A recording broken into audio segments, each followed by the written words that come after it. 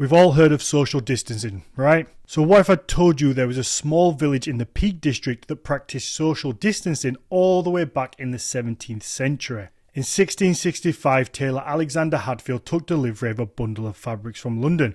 Within this bundle of cloth were plague-ridden fleas. Alexander's assistant soon became ill and died, and he was shortly followed by Alexander's entire household. The Great Plague had now arrived in Eyam.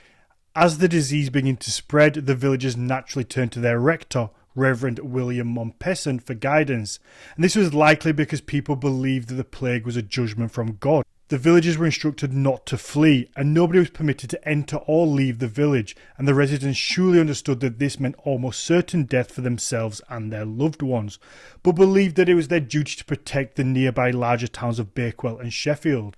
To slow the spread of the disease, families were instructed to bury their own dead, like in the heartbreaking story of Elizabeth Hancock, which I have a video on and you should check that out after this one. And church services were held outside of the natural amphitheatre Cucklett Delph, where families could safely social distance from one another. Merchants would leave goods by the village boundary stones in exchange for coins that had been soaked in vinegar. Many of the village's inhabitants died over a 14-month period, including whole families and households. By the end of the outbreak, 260 of the village's 350 residents had tragically fallen victim to the plague, but in doing so, thousands of other lives in surrounding areas are thought to have been saved.